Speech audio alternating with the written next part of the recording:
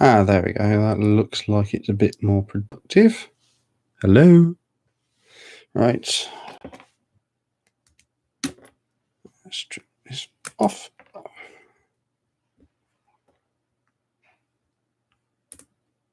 Should be a bit better.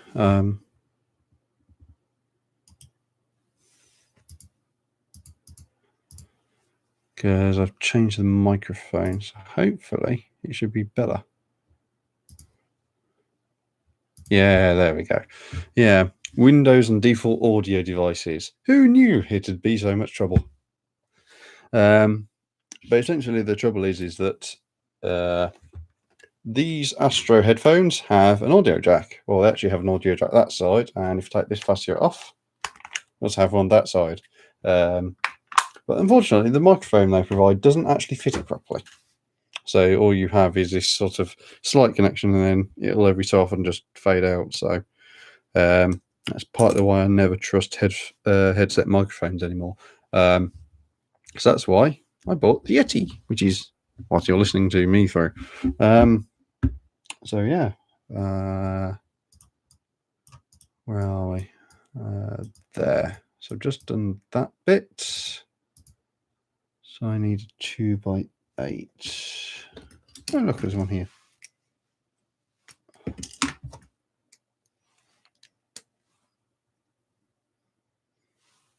So sure, there's no connection, is there? Okay.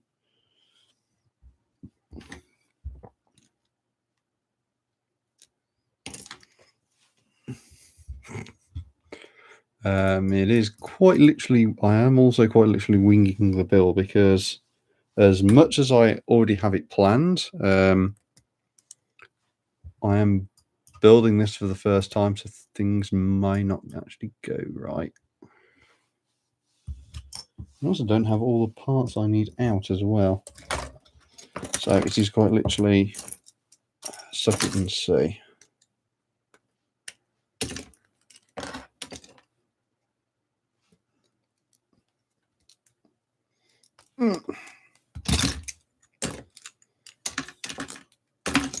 On the plus side, it means I'll gain a load of parts back.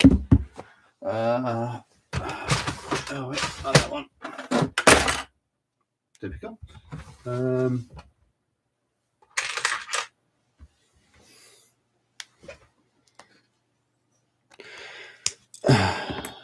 Right, that goes, should go there. So that's going that way, which doesn't really make sense. So I'm actually going to change that to get to it. So, anyway. So here are two 1x2 plates stuck together. Not for much longer. 2 week separators. And that's fact, never separate. If you're going to separate plates, don't do that. Flip them around the opposite way, because then it's actually opposing each other, and you can do that.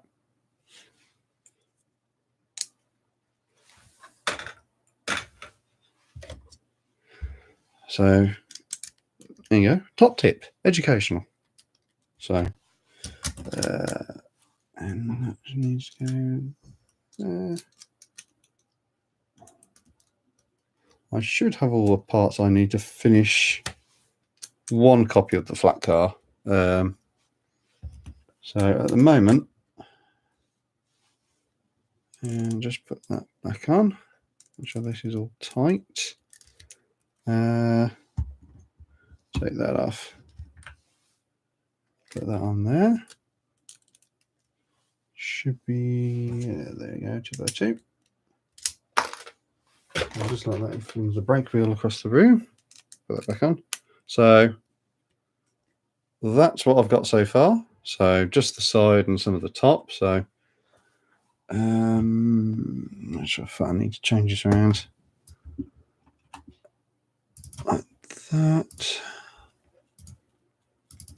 So the reason why I'm building a 40-foot flat car is actually fat. That's a good point.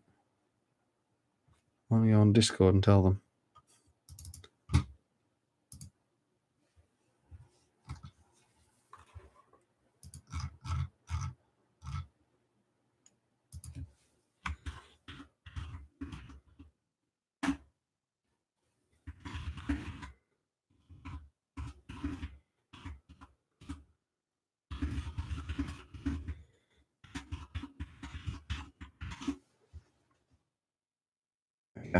Get that done. There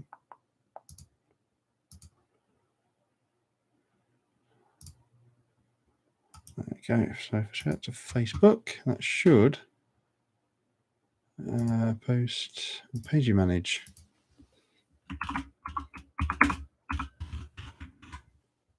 It's Facebook. There we go.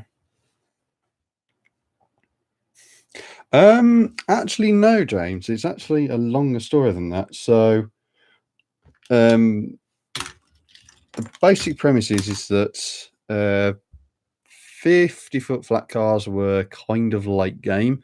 So the story of the sort of like rolling stock sizes, for people who aren't so au fait with trains and the train history, most US railroad trains, after like the initial period when they started to be built in more sort of like longer things, with the exception of passenger cars, because passenger cars are often longer by default anyway, because they were built lighter, so you could get more weight for the same bogies or same style of bogies. So it's kind of used the same for freight and passenger back in the day.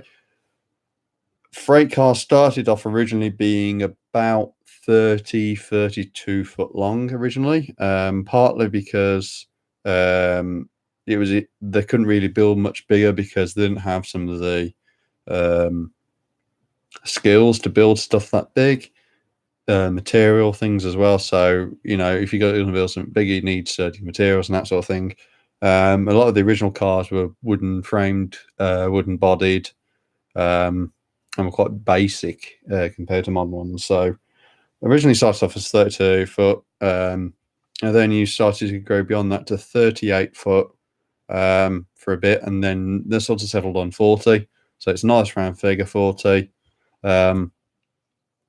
And one round, as soon as you started, a couple of rounds started on 40, pretty much everything was being made to 40 foot. It's a standard sort of size. A lot of by that sort of time, you've got common manufacturers. So instead of having one railroad build its own stuff, you could go out to manufacturer and sort of go, I want 20 of this boxcar that you do. They sort of became standardized design. So that's why effectively 40 foot became the standard. So 50 foot and beyond started coming around, I would have said, late 1900s. As a rarity, mainly because what you'd find is that you'd have certain things which wouldn't fit on a 40-foot flat car or 40-foot gondola, so they started to build bigger to like 50s. And it also depended on the railroad as well.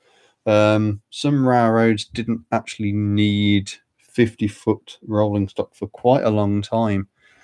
And for some railroads like the New Haven, that was actually in their favour because they were saving money on not having to buy specialist cars, saving yard space because they wouldn't having to store 50-foot flat cars and deal with that sort of thing. So for some railroads, not needing 50-foot cars was actually a blessing because it also meant then they could just standardise whatever they were using. The one issue with that is that if you don't have enough of it and you suddenly have a rush for them, you then don't have any to use. So that was one problem with not having much. The New Haven is, and I'm calling the New Haven for a particular reason, that the New Haven didn't really have much in the way of 50-foot rolling stock. A lot of theirs were 40, especially their gondolas. And the New Haven liked black an awful lot.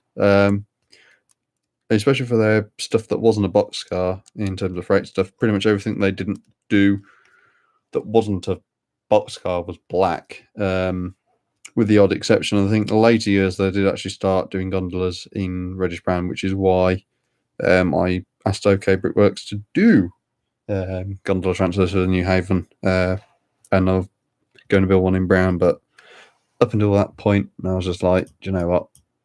I'm okay with that. So got up to there. It's another 2x3. So yeah, the New Haven was kind of a weird one. Oh, where are we up up to? So we're up to there. What are we up to next? So that is 2x10. So some of you may question, so like, where am I getting all these parts from? Well, in actual fact, I actually did build a BMR flat car, which was 40 foot, not 40 foot, 52 foot, 6 inches, something like that. So I'm actually doing is scavenging that car and using all the parts from that. So I built one in brown because I like brown in terms of a colour. Unfortunately, I built it without having any use for it. So I kind of built it and then just went, actually, I don't need this. And I also keep making mistakes with it as well. Yeah, so it's got to go there. Yes, I did do it wrong. So, yeah, I've essentially just dismantled my 50-foot flat car I did, and I'm just rebuilding it to 40, which I already did the design work for. So, and I've actually sent Glenn the LDD file I'm working from as well. So whenever BMR do want to do a 40-foot flat car, they can actually do. They can sort of go, oh, actually, we've already got this, and it's actually kind of been designed around an actual 40-foot flat car model. So it's not the real thing, but it's based on the model that's based on the real thing. And there's been a few changes to it, obviously, because it's quite tight. And it's also had a few changes from the original BMR sort of instructions as well.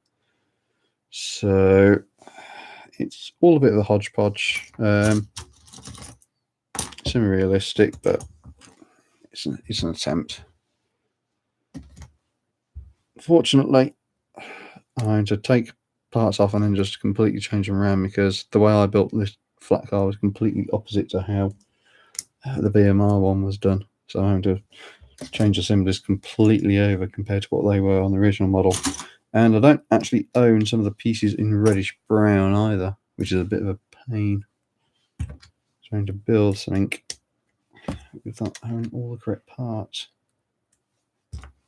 So I'm going to work blind, as some might call it. We're up to there. So it's 1.4.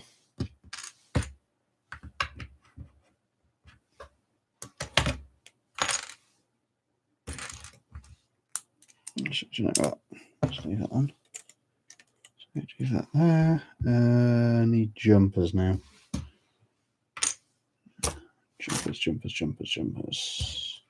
There we go. That's the end, so that goes there. There's the other end, so that goes there.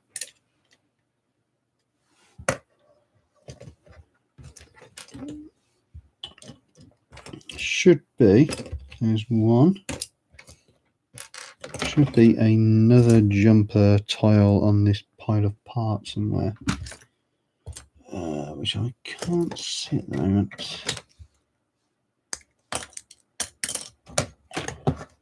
So I've got everything but this one part. So I might have to go raiding the stash. I'm not short of them, but at the same time, if I've got one out, I'd kind of like to use it. So, yeah, gonna have to go on a raiding. Jumpers. Oh. That was easy. One great thing about having parts is just turn around, go to the bin, take it out, and there you go. So, I've actually built that wrong. Yeah.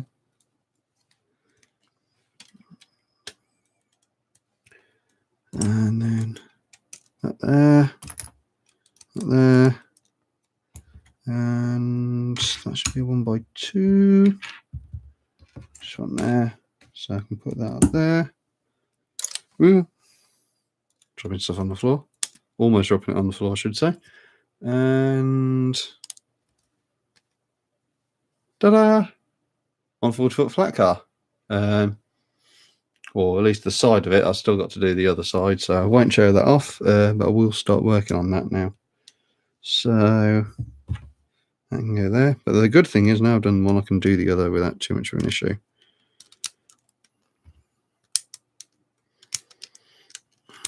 And I think I can actually find more use for some 40-foots than I can do for 52-foot flat cars. So I'm already going to build 3 in black, so I would have loved to have had a 4th one in reddish brown. Unfortunately, I wouldn't have had a road for it, so it would have been unlettered, which I don't really like. I have to adjust this slightly, so I didn't put any spacing pieces on the underside.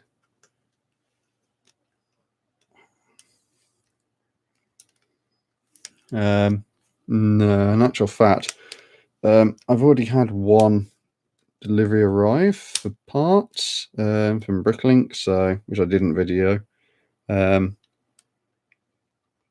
it wasn't really worth videoing, in my honest opinion. The only good thing about it that wasn't just ordinary parts were the base plates, but I'm going to come to that later. So check. Where's no, should be another bracket. There we go. Goes there.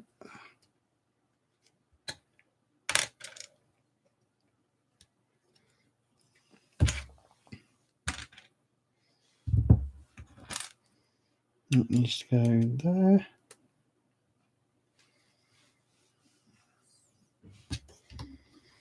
Tile time. That's in there. So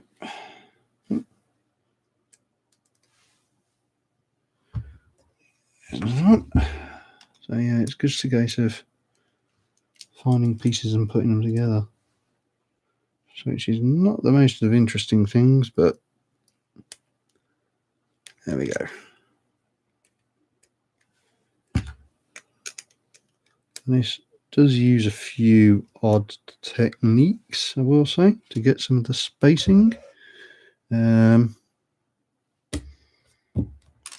actually run out of those parts. I'm going to have to rather bin something else. She's red for this. Which means I can easily see what's wrong.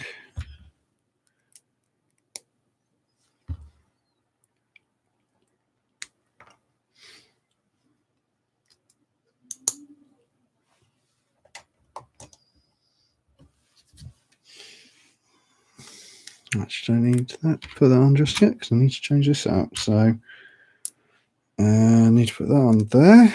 I need to put that on like that.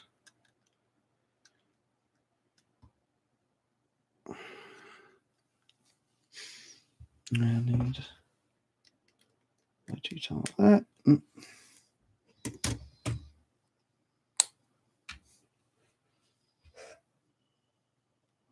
think that's, yeah, it's that.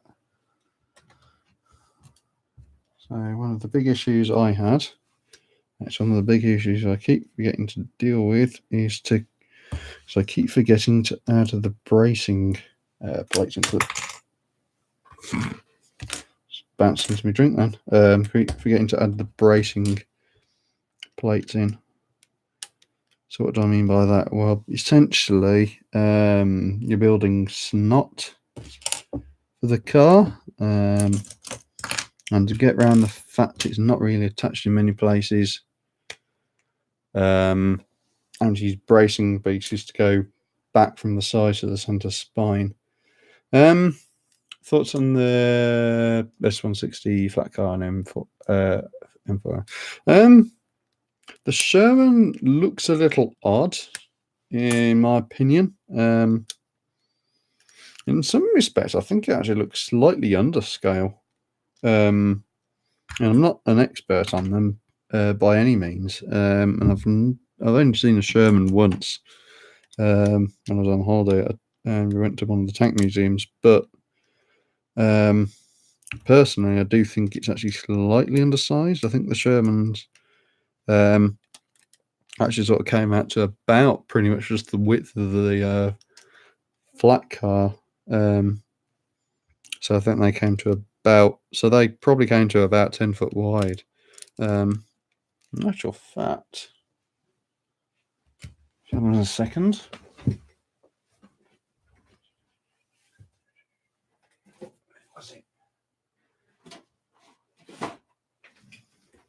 In actual fact, I may not be an expert on M4 Shermans, but I do have a book about them.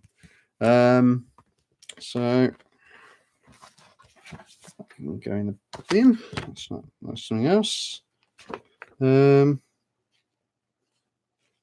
Technical data. So it should be in here. Width.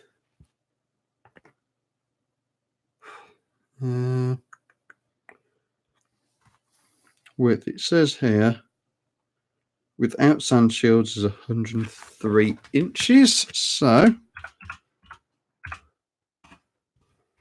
what have we got here? 103 inches. So 103 inches a foot. So it works out 8.58, so 8.6 foot. So 7 says wide is actually probably fairly accurate, if I'm actually going to be honest. So it's not actually too bad. So yeah, it says M4A1 without sand shields, 103 inches, 262 centimeters. So let's do it the other way around. So it's 262 centimeters divided by 30 centimeters per foot.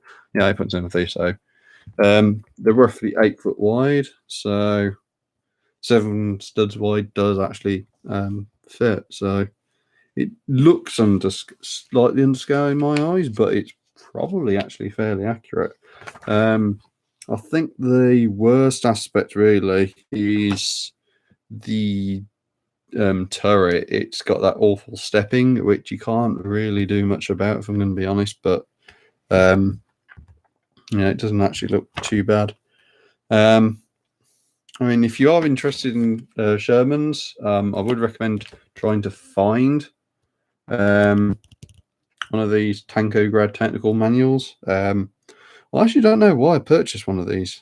I think because it looks so interesting, it was so abstract. But it comes with quite a nice sort of technical schematics and stuff like that. So it's even got the if you had the aquatic versions, it's even got the photos about those, and it's got photos like the drivetrain and diagrams and stuff like that. I think it's actually from a German publisher as well. So it's from a publisher in Erlangen, Germany. And there's a good portion of in both German and English. And the Germans are quite good sticklers for detail. So and it even includes like official drawings and callouts as well. So yeah, it is actually accurate, but the size is a bit odd. So the biggest issue I've got actually with the models, if you exclude the tank, which is actually like probably just a more limitation of parts more than anything else.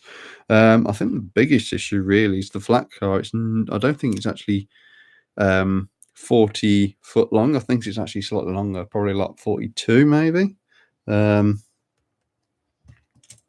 Because having actually built one which is 40 foot, it is actually slightly wrong. Because if you have a look at that one compared to this one, when I finish doing the bits, you'll actually see that there's actually a difference. Actually, I know where it went. I know I'm missing one. There's one on the other side, so I actually do need to grab another one.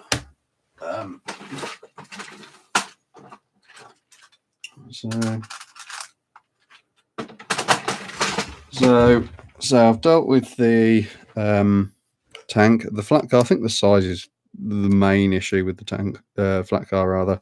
It doesn't look quite right, but unfortunately, there's not much really you can do with that. Spacers. The biggest gripe with me is actually the locomotive, and it's not actually to do with the locomotive itself, it's the way it's been released.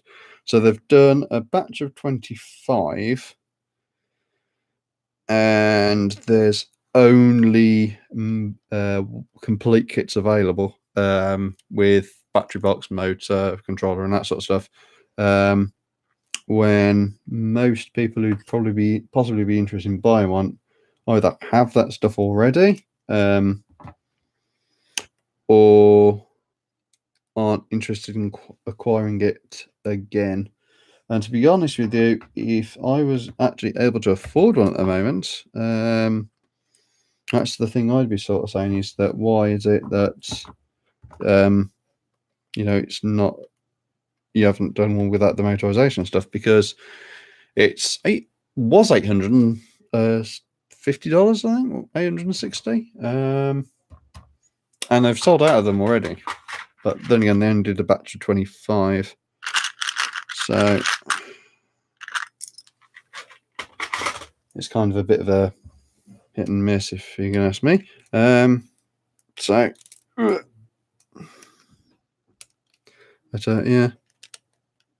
So, I mean, you could have made it cheaper that way, but I think what they might do is go down the route of offering those separately. So they might offer the,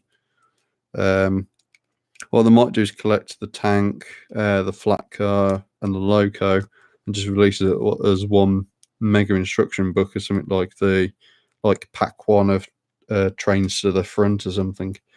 That'd be kind of neat, and it'd make it a lot easier to get some of the stuff. And then if they released the valve gear separately, as they did with the World War I tanks, so they actually made gun packs separately, so you could actually just get just the guns or some of the bits and pieces. So I think the Mark V they actually did just the gun barrels, which were custom molded, and the machine guns.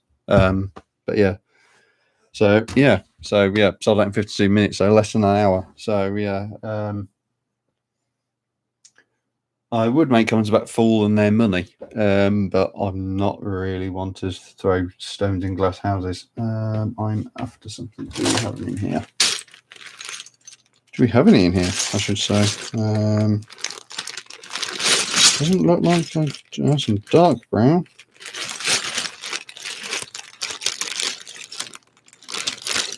I'm looking for inverted slopes at the moment, and I've got them in very dark, in sort of like dark brown, but not reddish brown. Do I have any in this one? Oh, it's raining. That's nice. You got a question? Oh, cool. Go ahead.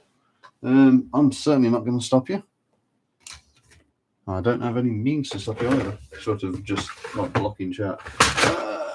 Oh, look. There's one. I'll just use dark brown for now. Do you design this flat car? Kind of. I'm going to say kind of because I did design an LDD. I've got the original file in LDD. In fact, I've got it open on my second screen. But in terms of actual design, the original should really go to Kale, because it's actually one of Kale's models originally. So what I've done is I've just taken it and taken a shrink rate of it. Okay, I've actually gone through.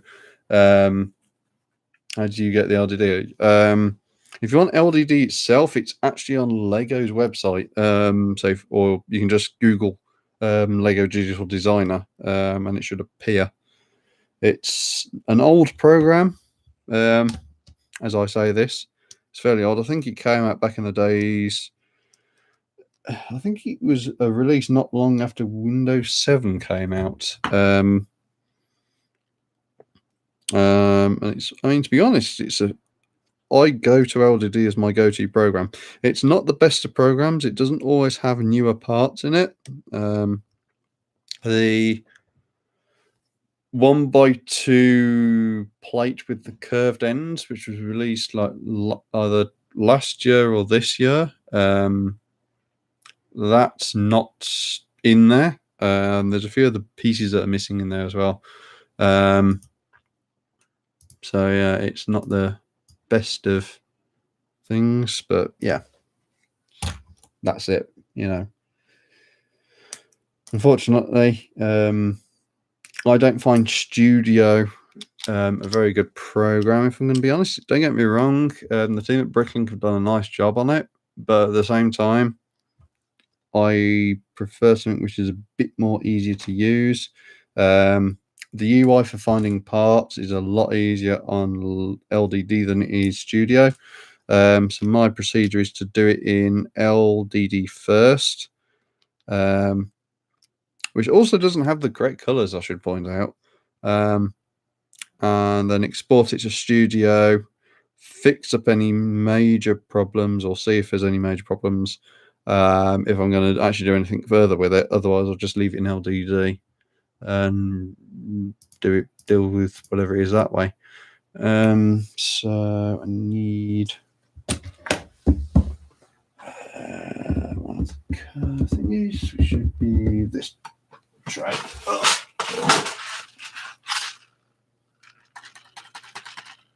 And I don't have one. Yay, something else I'm missing. Oh. Dark blue tray is and that. And this one. And I don't have one in brown available either. Yay. So it should be that one. Might as well just back at this point. Not that one.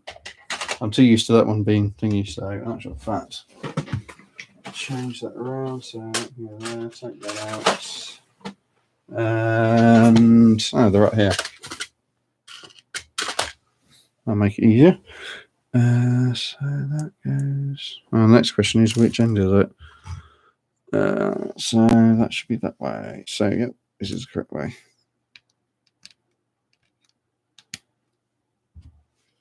Just need to fill that into there. It was Kale's, yeah. Yeah, the original design was Kale, but this is all custom.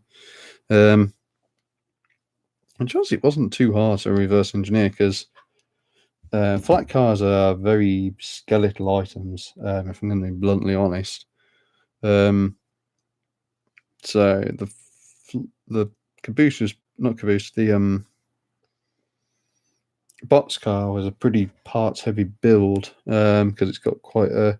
The ends are empty, but the actual core where the doors are, has got quite a lot of parts in it, which is why it's so heavy. So that is.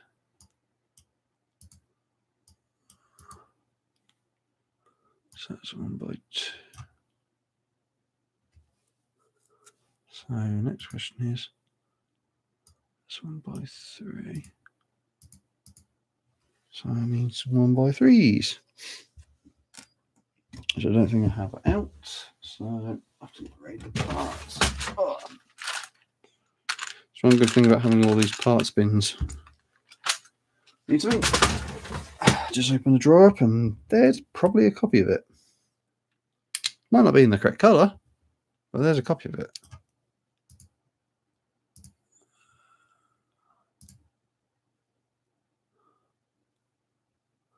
Okay, so now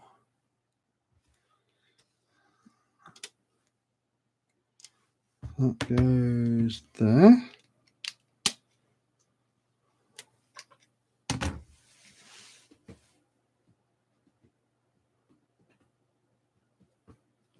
Well, kind of and kind of. Kind of yes, kind of no. It was Kel's original design, and I started shrinking it, and then I actually found somebody's model. I think it was HO, and then design. So because the brake gear, obviously, the brake gear was on off one thing, and I've just had to sort of go. Actually, there's a very tiny bit in the middle for the brake gear, and I had to reverse engineer a solution to that. So it's not been that easy to do this. That's one of the things is that the smaller the model, or smaller the thing, there's less room to do certain things. So I just hope I've got a black 1x1 round tile. Hey! Just like that.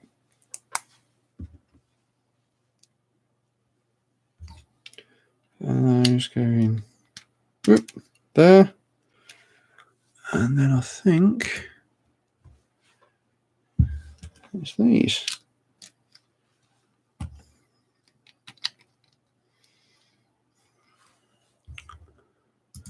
So 2x2 it is. Yeah, look at that. Almost like I know my own model. And I just need some more corner plates.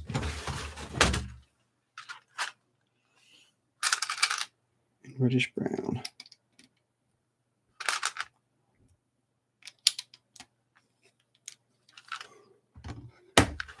And I just need put that back. Bricks here. Comes out of the way. There should be these, and I just need 3. That's here. So it's final home straight. Just need pieces for one of the bits of the brake gear.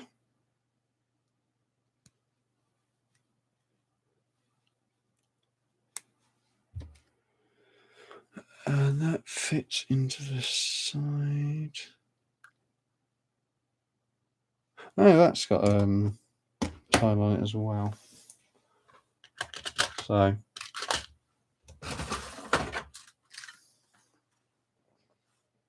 which I don't have another one in black for.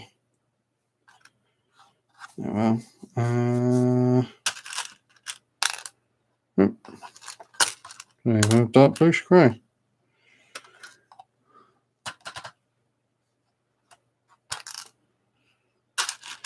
Oh well, light grey it is. Light bluish grey, I should say. That's another section of parts I need to order. Some 1x1 round tiles.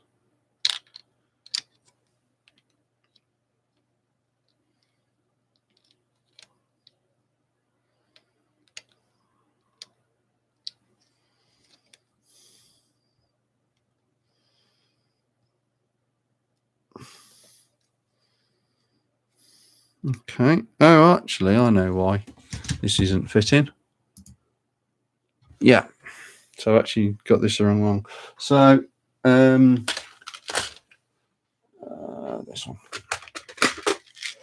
So, the big issue I have is that I design a model, leave it in LDD for ages, and then never find out until I actually build it that there's a problem. And look what I just found a problem.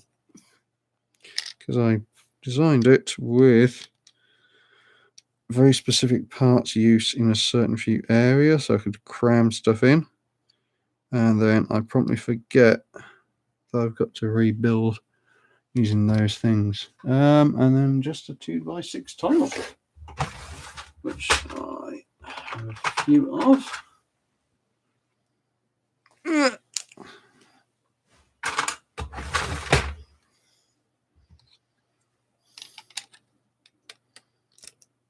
And just need one 1x1 tile. So I'll pinch off this spare, fairly mutilated side.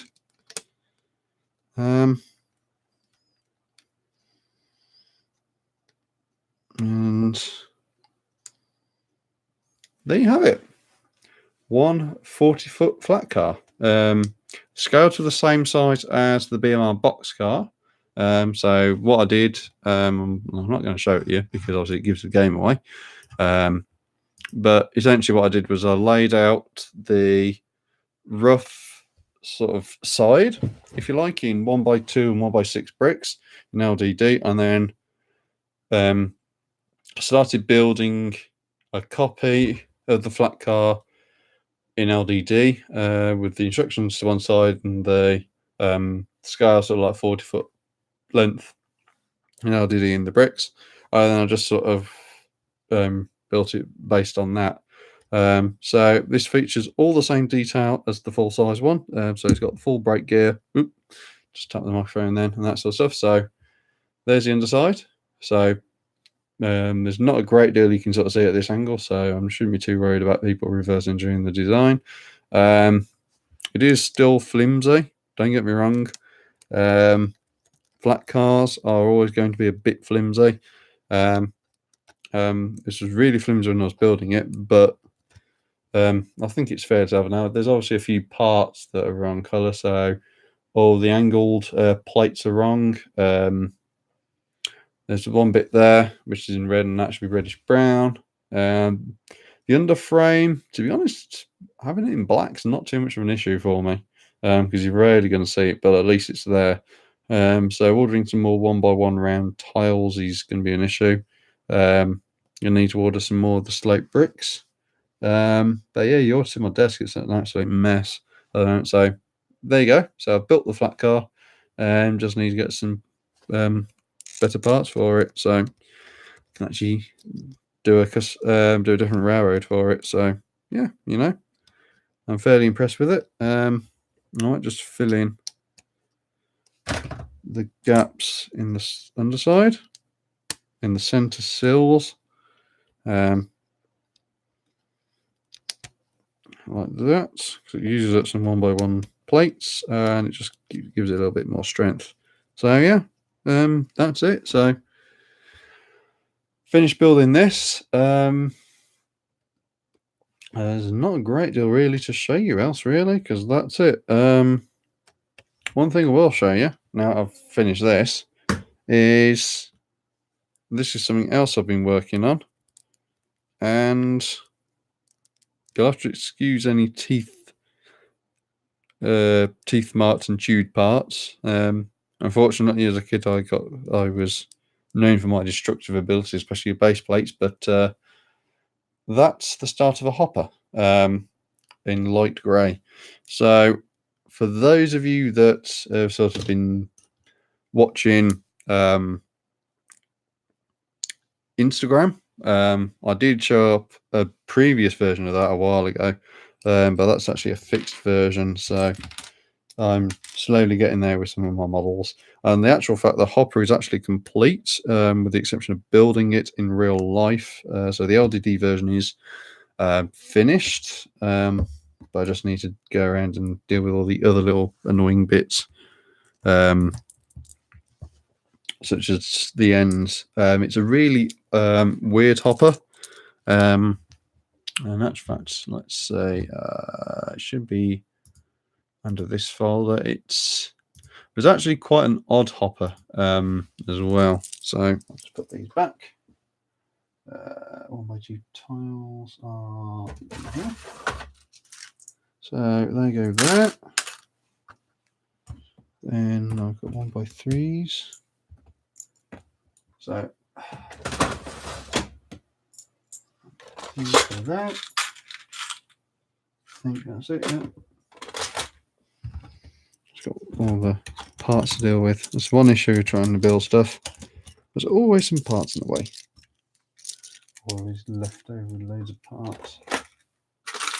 So yeah, all that section is just 1x8 tiles in dark bluish grey and light bluish grey. So there's a lot to deal with that. But yeah, the hopper itself is actually one from the Algoma Central. It's actually kind of a weird story. It actually was a test car in the 80s. And it was actually one of the earliest vehicles I owned. It was actually brand new in 1901 for the Algoma Central Railway. In Series AC 4201 to 4399, but it was odd ones only to make it seem like it was a bigger one. Served the range of the Wawa Mountains in the early 20th century. It was photographed actually at Wawa in March 1981. In this photograph, so I'll just paste that up there. So it's that's a really unusual hopper from that perspective. It's kind of weird as well because the photograph of it in 1981 actually has the original roof on it, the sloped roof. So who knows? The photograph I've got of it in the museum doesn't look like it's got the roof on it anymore. But that might be a lie. It might have it and it might not be sealed. But it looks like all the holes for the fixing bolts are empty from that perspective. So who knows?